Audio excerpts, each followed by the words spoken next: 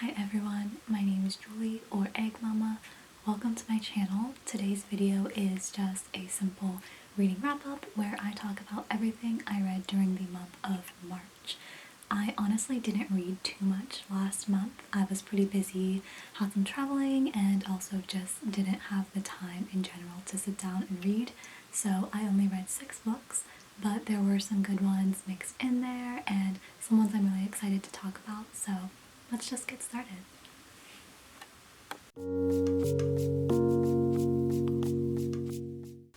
The first book I read this month is The Nickel Boys by Colson Whitehead. This is a literary novel set in the 1960s Jim Crow South, and it follows a young boy named Elwood who is super responsible, super respected in the town. He pretty much does everything right. He's a great student, and his goal is to go to the local college to further his education and be a leader, essentially. Unfortunately though, because it is the 1960s in the Jim Crow South, no matter how much the townspeople look up to him and respect him and think he's a great kid, in the eyes of the law and its enforcers, he's still just another black boy. And as he is going through his life, there is an instance where he is just in the wrong place at the wrong time. This incident leads him to be sent to a reformatory school. That's a school that says its mission is to reform these young boys and make them into contributing members of this society. It sounds good on paper, but the reality is much crueler, and when Elwood gets to the school, he sees the physical, verbal, sexual abuse that the boys at this school all face at the hands of the teachers and the supervisors and basically everyone running the school. As he's there, Elwood begins to think a lot about the words of MLK and especially the bit about loving people even when they do horrible things to you, and his experiences at the school begin to show him how impossible that sentiment really is. This book begins with one of the best opening lines that I've ever heard in a long while. It says, "Even in death, the boys were trouble." I think that's just such a great, short, punchy line, but there's also so much packed into there and it really makes you want to keep reading, and it also feels like there's so much history packed into that one single sentence, and I thought it was amazing. And the rest of the story is equally sparse in terms of the writing style, but there's still so much meaning packed into each sentence. I think that's hard to do, and Whitehead does it really well. One thing that I saw a lot of other Goodreads reviews talk about in this book is the writing style. Actually, a lot of people found it too journalistic and a bit detached from the characters for them to feel like they could really get into it. I haven't read anything else by Whitehead, so I don't know if that's just his writing style, but I personally didn't mind that at all, and I don't think that should discourage you from reading it, because I think that in many ways it is a conscious choice, I'm sure, and that when someone experiences traumatic events, such as Elwood, there is no way to talk about that other than through a distance lens. Like, you have to put distance between yourself and those moments in your life, otherwise you wouldn't be able to relive them or talk about them, because there's just so much that happened and so much trauma there.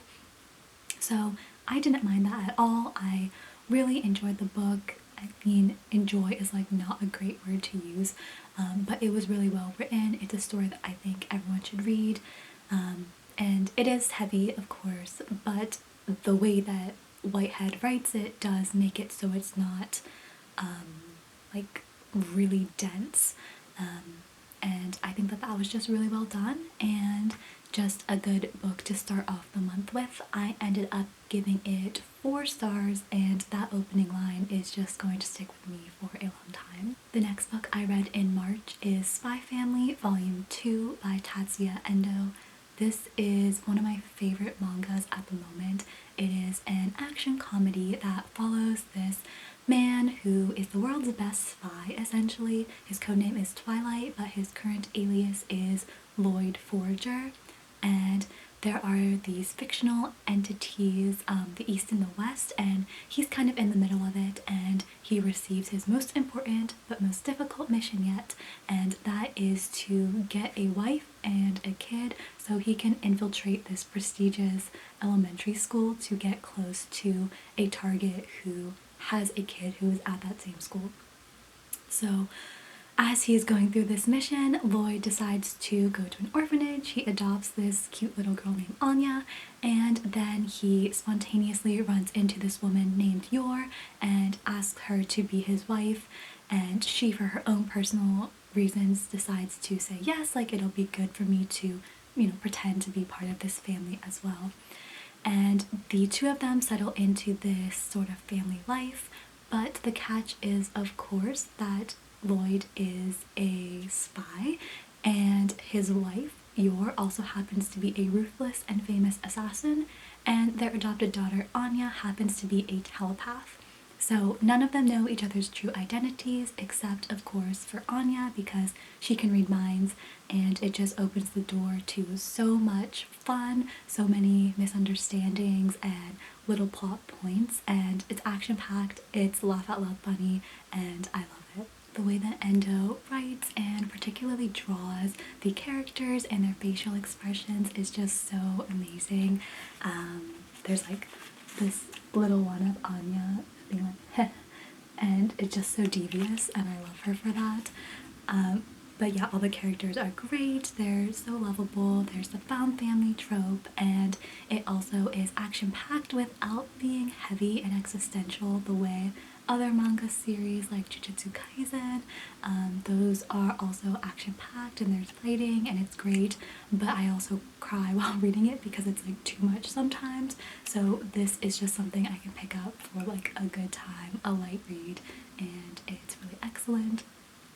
The anime adaptation is also coming out in a few days, so by the time this video is up, the anime will be out, at least the first episode, so you could also check that out first and then decide if you want to read the manga after watching it, but I think that you should do both because it's just so great, and I'm very excited to watch the characters brought to life on the screen.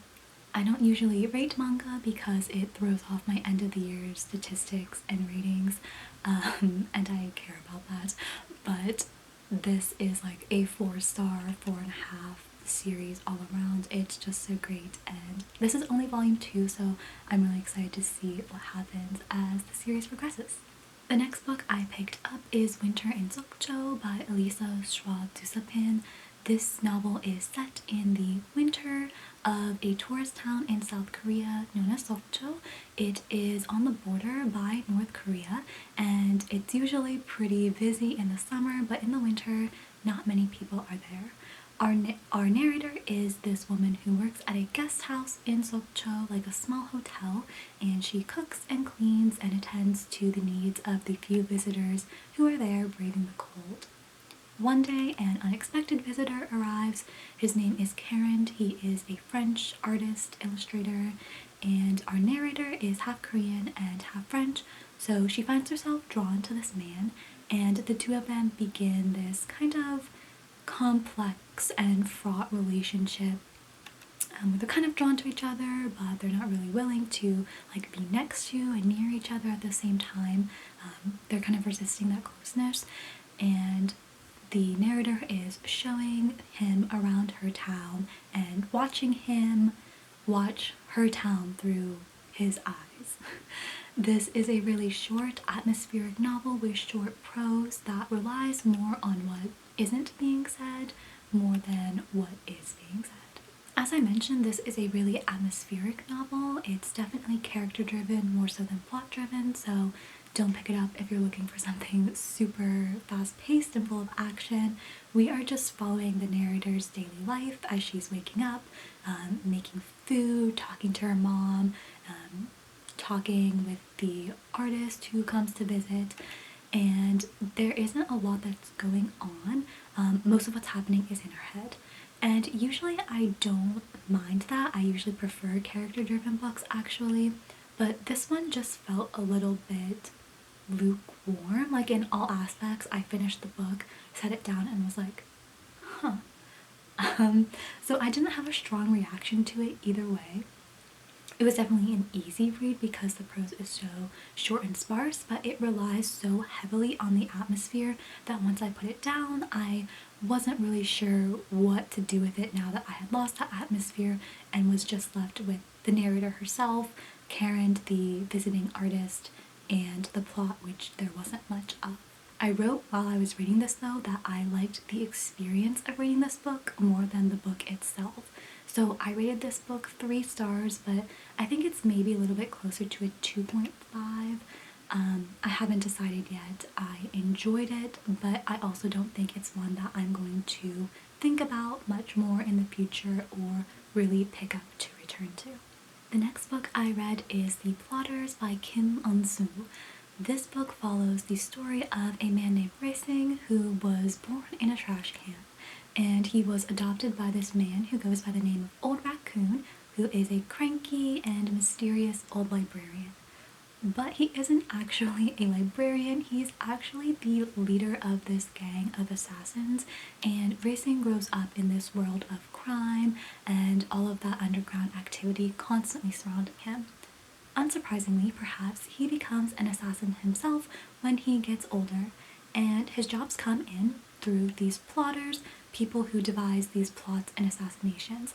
Racing's job is to follow the instructions and the details to the letter, because if he doesn't, if he fails to kill the target or doesn't kill them in the right way or at the right place or the right time, then he is risking his own life. And for most of his life, Racing has been fine with following these instructions and basically being a pawn. He knows he's a pawn, but he knows that also he can't change anything even if he wanted to. But one day he meets these 3 women, discovers that they have a plot of their own, and is finally given the chance to rise up and take action for himself if he wants to. This book was so unexpected for me because I didn't really know what to expect going into it, and then when I was reading it, I just found it so amazing. First of all, there's a good plot. It's fairly fast paced. It's not something like a full 100% thriller where there's always something happening, but it has a really great balance between complex characters and a fast paced plot. And I also found some moments of it just so achingly tender, and I wasn't expecting that at all. Obviously I don't relate to the part about being an assassin, but the questions that Racing is going through, asking himself about the situations that we're born into, and whether that is, a specific family, or a larger lifestyle or career or systems of power that we are in. How did we get here? And how that's kind of inevitable and we can't change it in many ways. We are a part of these larger things, and even if we wanted to rebel and take over and change the way the world works, the chances of that happening are very, very, very small, and we don't really have that much of a choice. We have to play along within these rules that other people have set for us. But despite that, a lot of us still try, even though we know it's futile and know that it's meaningless. And I love that. I just love Racing as a character, and it was just so unexpectedly tender that I teared up in some places, and I feel like I'm getting emotional thinking about it again. There was this one little thing that happened that I wasn't expecting, and it just made me sob. So yeah, that's the highest praise I can usually give a book, is if it made me cry. So I rated this book 4 stars. This is my first book that I read by this author, but he has another book out called The Cabinet, so I'm going to be picking that one up soon too. But I'm very interested in what else he puts out because I just love this. It was so quirky and fun, and yeah, just great themes that really resonated with me, and it really just felt like a reaction to capitalist-induced existentialism, and what more do I need to say about that? The next book I read is My Brilliant Life by Kim Ae-dun. This book follows the life of a boy named Autumn who is 16 years old, but when he was 2 years old, he was diagnosed with a very rare disease known as progeria, Essentially, he ages super rapidly, so he's only 16, but he has the body of like an 80-year-old. His eyesight is failing, he's in immense amounts of pain, but his goal is to write a story for his parents before his 17th birthday. And we basically follow him throughout his day-to-day routines, dealing with the pain that he's in and how that affects his life, as well as learning about the history and backstory of his parents while he's writing this little book about them, and throughout it all about his experience being what he calls the oldest child born to the youngest parents. I gave this book 3 stars, but it's probably closer to a 2.5 for me personally. It is meant to be a really life-affirming, touching story, and I think it does that, but it's just not something that I am particularly fond of reading about, and the plot felt a little bit predictable and formulaic to me. So if it sounds interesting to you, I would still say pick it up. It is a nice, sweet little story, and it may sound heavy and depressing. It is in many ways, but it doesn't feel that way when you're reading it. The author does a great job of instilling moments of levity throughout, and Artem is a 16-year-old boy, so he talks about just wanting to have a shot of soju and talking about girls, so it doesn't feel super heavy all the time. The last book I read this month is the 3rd and final installment in the Gilded Wolves series by Roshani Chokshi. This is a fantasy YA series about a found family ragtag group of friends who each have their own sort of magical special ability, and they pull off these incredible heists, but this time they may have bitten off more than they can chew. I talked about this series in much more depth in my previous video, so I won't go into too much detail here. I'll just link that other video somewhere around here or down below. But no spoilers, the ending installment I neither loved nor hated. I did like how the author leaned more into the fairy tale aspect at the very end. I thought that was pretty cute. And I really just like the representation throughout the book. There is so much great representation, and it doesn't feel like the author's just going through a checklist and checking off like, okay, like I have a bisexual person, like good to go. The traits and the characteristics of these characters are so wound up in who they are, but it doesn't become to the point where that's what they're reduced to. And I really love that, and I think, you know, we're getting better with having more representation in fiction and YA for sure. But we could always do better still, and it was really exciting to see so many different types of people in these pages.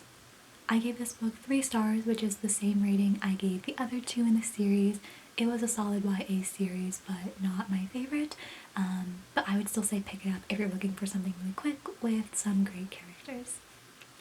Alright, so that is everything I read during the month of March, and I hope to have even more great books to share with you next time. Thanks as always for watching if you've made it this far into the video, and I hope you have a lovely day. Bye!